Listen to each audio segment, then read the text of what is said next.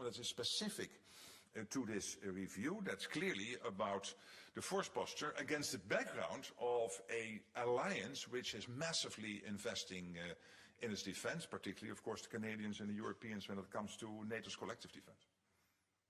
All right, coming over here, Wall Street Journal, second row.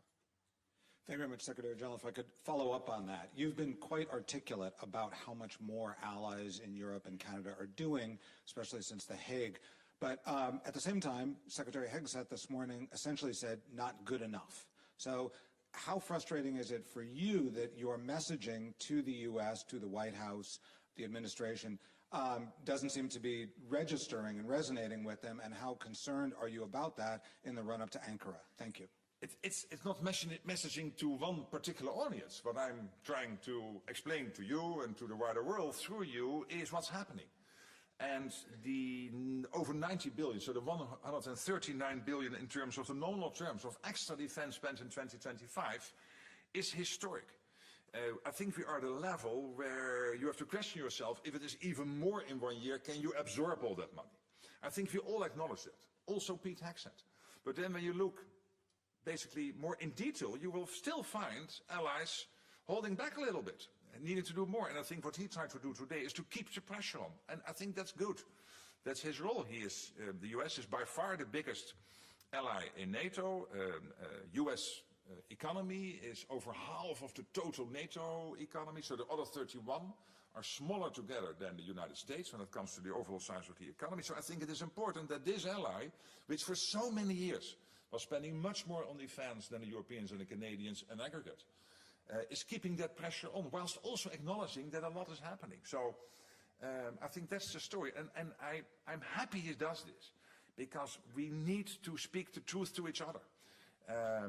This alliance is going through a massive transformation, probably the biggest transformation in its history, to build this NATO 3.0. And obviously that means also that there are some rough waters. It is a rocky phase. You will have these debates, these discussions, and that's good. All right, coming over here, second row towards the center, New York Times. Good afternoon, Mr. Rutte. Nice Good to afternoon, ma'am. Hi. So ministers came into the doorsteps this morning. They seemed like they were in agreement about the need to spend more on defense. Many expressed pleasure that the developments in the Mideast, that there seemed to be a ceasefire on the horizon. And then Secretary Hegseth this morning called the alliance a paper tiger. He said that the alliance reluctance to get involved in Iran was shameful, and so on. You just said that you're happy he does this. But what was the mood in the room afterwards? Was this helpful, especially in the run-up to Ankara? Well, I'm not sure you completely give credit to what Hegseth was saying, but I'm not sure about the... Okay, I'll leave that with you. You will listen carefully to what he said. But what's more important is this. Allies are very happy with the deal on Iran, because for NATO it has always been clear, and we commend President Trump for getting here, that Iran cannot have its hands on a nuclear capability. This is now severely degraded, that we have to prevent Iran getting a ballistic missile capability, which is a threat to the region and to Europe and to the wider world, severely degraded by the United States, what the United States has done over the last couple of months. And obviously also important that the Strait of Hormuz opens up and the freedom of navigation is restored. We have heard many allies saying we want to help there. You have seen the G7 statement also completely supporting what the American President Trump, is doing here. I think there's widespread support and we are in agreement. What this is about, from what I hear from what he was saying, but also my conversations with Pete Hegseth, the Secretary of War of the United States, is, again, this balance. Acknowledging a lot is happening. When you look at the total numbers, it's really impressive. But still, I want to maintain the pressure on those allies still not there, needing to do more. That's one. Second, given the fact that Europe and Canada are stepping up, it is only logical that the US again, and they do this over time, regularly, reviews its force posture. But I'm not going to comment on every word every ally is saying. I never do that. Okay, let's go to the back. Rai. Who's speaking? Marilu Lucrezio, Rai. Hi. Italian television. Hi. Italy, hi, thank you. Italy has announced for Hormuz it would provide as a contribution to a demining mission. What's your comment, and what NATO wants to do for the freedom of navigation? Thank you. Thank you for that question. So what we are seeing now is that thanks to the hard work by the American administration, nuclear degraded, ballistic missile capacity of Iran degraded, extremely important, long-standing positions of NATO that Iran should not have these capabilities, plus now the perspective of the Strait of Hormuz opening up. What the French and the Brits are doing, they are leading this coalition of, I think it's over 40 countries at the moment, of countries who have capabilities which can be helpful here, particularly when it comes to demining. You know, the US is very strong, but two things they miss. One is icebreakers, you don't need them in the Strait of Hormuz. And the other thing is demining, and you need that now in the Strait of Hormuz. And Europe has that capacity, that capability, well, really big. And we have seen over the last couple of weeks that many European nations are pre-positioning these assets close to theater. What the G7 leaders, including, of course, 6 of them in NATO, including the American president, concluded in the G7 meeting, but this was also clearly the tone of discussion of the debate today, is the necessity to do everything together to make sure the Strait opens up. And that discussion is ongoing, what exactly that will mean, how this demining will be done. For NATO to play a role there is not yet foreseen. It is, of course, out of NATO area, but if NATO can be helpful in any way, as I said yesterday, of course, we are always available. All right, coming over here, second row, Reuters. Hi, Secretary General. Hi. Andrew Gray from Reuters. Secretary Hegseth said that the US's annual dues to NATO will now be contingent on other countries meeting their defence spending targets. And he said when other allies do not spend with urgency, our dues will go down. Isn't that basically collective punishment? And did you push back against that idea at all? Again, I'm not going to comment on everything has been said today, but more generally speaking, what we are working on very hard is to make sure that the whole of the alliance implements the Hague decisions. What we are seeing at the moment, when you look at the collective, it's there. Again, when you look at the individual countries, there are still some who need to do more and others who are overachieving, which is great, are doing more than take Germany already reaching the 3.5 and therefore on its way to the 5% already by 2029 instead of 2035. But also when you look at the Baltic countries, when you look at Poland, when you look at others, they are really ahead. Some others are lagging behind a little bit, and we are working hard to make sure they also keep up. So let's prevent a situation like that. All right, third row towards the center here. Thank you. Thomas Kutschka with Frankfurter Allgemeine Zeitung. Good afternoon. Good afternoon. Secretary General, as the US is reviewing its force posture in Europe, does the alliance need a roadmap moving forward so that the US consults with allies before it actually takes drawdown or decommitment decisions, unlike we've seen with the previous decision? And do you see a risk of dangerous defense gaps, as the German Defense Minister Boris Pistorius has said this morning, if there is no synchronizing of this kind? Thank you. I think Pete Hegseth made quite clear that the US will do this force posture review in close consultation with allies. He was very clear about it. And when it comes to the NATO force model, we always knew that there had to be a moment where the US had to create clarity on what they can do in case of a multi-theater situation. And we always knew there was a risk that even the US would then spread its resources too thinly, and that some of what they said they could deliver in case of a conflict would maybe not be there, because they also might need it, for example, in the Pacific. So, and this is exactly why the Supreme Allied Commander was saying yesterday that this change is strengthening NATO's defense plans, because they become more resilient, they become more realistic. Yeah, I mean, they will do the review, they will consult with allies. I think that's more or less the definition of a roadmap. But there's still no clarity on exactly what the outcome will be, because that will depend on the review. So we'll see what happens. Okay, just in front of him here in the second row. Thank you, Secretary General. Given the push for NATO 3.0, how can Ukraine contribute to the allies in Europe delivering on their objectives, including those which Hegseth stressed today? Well, I think in two ways. One is Ukraine is playing, of course, is gaining so much insight and experience when it comes to the latest technology, because particularly when it comes to the drone and the counter-drone technology. And I think Ukraine is now number one in the world on that. They are ahead of Russia, they are ahead of many NATO countries, and we really can learn from Ukraine on this. So this is one area. Another area is that Ukraine has to be so innovative, fighting this war against Russia, staying so clearly ahead of, in terms of Russia not being successful in achieving his war aims, that from that we can learn as NATO when it comes to policies, when it comes to strategies, so that helps us to update our plans. And finally, it is the Ukrainian defense industrial base. So NATO is helping any way we can. We have this joint center in Poland where we capture all the lessons.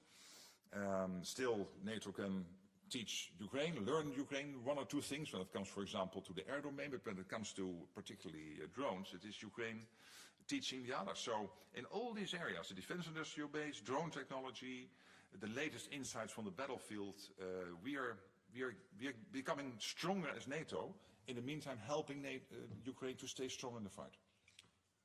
All right, coming to the fourth row here, AFP. Thank you very much, Secretary General. Coming back to Secretary Hegseth's intervention, he arrived this morning, he criticized NATO allies, called them shameful and various other things. He threatened them, essentially blackmailed them to try to get them to spend more on defense. And then he left before he listened to any of their responses. Do you think that really shows the commitment from the US that you said was there? And the fact that he didn't stay to meet President Zelensky, does that show that the US hasn't changed its position on supporting Ukraine after the G7? He delivered his remarks at 9:30. He left at 11:15. So he was there for almost 2 hours listening to the debate and acknowledging the contributions of many allies. We knew that he had to leave early because he had prior scheduled commitments, so we knew that, but he was there for almost 2 hours listening to the debate. All right, kind of fourth row here, Yeah. the gentleman. That microphone. Good afternoon, Mr. Secretary General. Evgeny Snegov, Russian independent media in exile, ECHO. As we know, there was a large Ukrainian strike on Moscow region this morning. How does NATO evaluate this operation? Thank you. Yes, we are never commenting on every individual strike or what is happening in the fight between Russia and Ukraine. But more generally speaking, what we are seeing at the moment is that Ukraine is holding the front line. I would not say they're massively regaining territory. There is some net gains, but that's good. It's different from, let's say, 4 or 5 months ago, but at least you could say overall there is more or less a sort of freeze of the front line, small gains by the Ukrainians, and you are more and more successful in what Ukraine is doing with its drones and other tactics they are using to make sure that they degrade the energy infrastructure in Russia, trying to, of course, also to reach the capability of Russia to produce new weaponry, etc. So, and of course, what we are seeing is between 30 and 35,000 Russians killed each month, and that these are really impressive numbers. Son cifras importantes. Going to the cameras now. Siguiente pregunta en la zona de las cámaras. Mark from Associated Press. Mr. Secretary General, Señor Secretario General, ¿podría informarnos de cómo va a ayudar a los estadounidenses a la hora de hacer la auditoría de cada uno de los aliados? Porque ya tienen un montón de información del gasto que dedica cada aliado a la defensa. Ya se ha mencionado en las últimas ruedas de prensa. ¿De qué manera van a ayudar, por lo tanto, a Estados Unidos a hacer esa auditoría? ¿Y de qué manera Bueno, cuando estamos hablando de que OTAN, ¿qué está pagando exactamente la OTAN? ¿El edificio? ¿El salario de los empleados? A ver, la OTAN es una organización compleja, muy eficaz cuando es necesaria. ¿Y esto qué quiere decir? Que esto depende de, bueno, para empezar, de que los aliados mantienen primero un gasto en defensa para ellos mismos y luego, por otra parte, para cubrir los gastos de la OTAN. En cuanto a su pregunta, obviamente este es un proceso que hay que empezar y en la medida en la que podamos ayudar, ayudaremos. Esto es una consulta que se llevará a cabo con los aliados. No hay unos resultados previstos como tal. Entonces hay que decirle, habéis hecho cosas, pero podéis hacer muchísimo más. Y esa es un poco la dirección a la que vamos a ir para tener la capacidad más eficaz para convencerles. Esa es un poco la idea. Bueno, es que este es un proceso y, por tanto, lo explicaremos en detalle, sí, pero lo que quiero decir es que ayudaremos en la medida de lo que sea necesario. Siguiente pregunta. En el centro, sí, la del ministro de Defensa, que está diciendo que Rusia probablemente para el 2029 esté atacando ya países de la OTAN. Entonces, sin embargo, Ucrania dice que Rusia está perdiendo fuerza en el campo de batalla.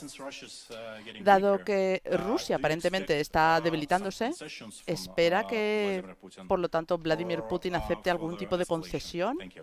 ¿O habrá una escalación y un incremento de la violencia? Bueno, obviamente Putin tendrá que tomar una decisión un día, que será jugar con el resto o no. Porque tenemos a Marco Rubio, a Kushner, a un montón de gente trabajando conjuntamente en este proceso y hay que darles las gracias, así como al presidente Trump por reunirse con el presidente Trump el año pasado y por mantener un diálogo activo que ha sido crucial porque es el único que puede hacerlo. Pero la cuestión efectivamente es saber si Putin quiere participar y mientras tanto lo único que podemos hacer es asegurarnos que Ucrania se mantiene tan fuerte como sea posible en esta lucha. Y si analizamos el caso de Rusia, bueno, si uno ve las últimas cifras, es que estábamos hablando del 40%, ahora el 48% del presupuesto general del Estado se dedica a esta guerra, a la defensa. Entonces, 75% de todos los impuestos se dedican a esto. Son cifras muy considerables. Y no se puede ser tampoco un ingenuo cuando se habla de Rusia, porque obviamente ellos saben que son fuertes, pero no tan fuertes como la OTAN todo conjunta. Entonces, ellos entienden perfectamente que atacar a un país de la OTAN sería un terrible error. Sí, a ver, estos son fuentes abiertas que vienen de agencias de inteligencia que han hecho un análisis y que hay que asegurarnos de que hoy somos fuertes y de que mañana seguiremos siendo fuertes y en el 2027, 28, en 2031. Y es lo que tenemos que seguir intentando. Nos queda tiempo para una o dos preguntas finales. Hi, I'm Manila from Kosovo, and I will ask you if do you see Kosovo getting closer to NATO in the future? What should Kosovo do to make that happen, or if NATO support Kosovo security force to become a full army? Thank you. Well, clearly, Kosovo is an important partner, but you also know that there are various countries not yet recognizing Kosovo, so in that sense, there is that complication. But I think in the meantime, what is more important is that we do everything to make sure that KFOR is as strong as possible. As you know, it's our assessment that the security situation in Kosovo has continued to improve over the last couple of years. That's why a decision has been made to go back to the pre-2023 levels when it comes to KFOR in size. It's now about 4,700, and the pre-2023 levels, depending on circumstances, it will mean that KFOR will still be considerably in size, between 3,000 and 3,500. Of course, working on basis of the current legal framework. Okay, staying in the fourth row here on the aisle. Hello, my name is Asako Funafusa. Good afternoon. Good afternoon. The Asahi Shimbun from Japan. I'm going to ask about the Finland decision. Just yesterday, as you know, in Finland Parliament, the governmental proposal of amending the Nuclear Energy Act just approved. What is your reaction to Finland as one of the important NATO allies? Well, I think it was a historic decision made by the Finnish Parliament yesterday. And today also the defense minister mentioned it. And I said, hey, this is really historic. And it means that Finland takes this step. And I can only take note of that respectfully, because in the end, this is up to every individual ally to decide how they want to work on these issues. And it's not for me to comment, obviously, but me saying it is an historic decision means that I'm not entirely without emotion about it, but also holding back a little bit on commenting too much, because in the end, these are sovereign national decisions. Thank you. All right, thank you all so much. That's all we have time for. There will be one more press conference today after the Ukraine Defense Contact Group. And then the question is whether you're still there, but that is the end of the day.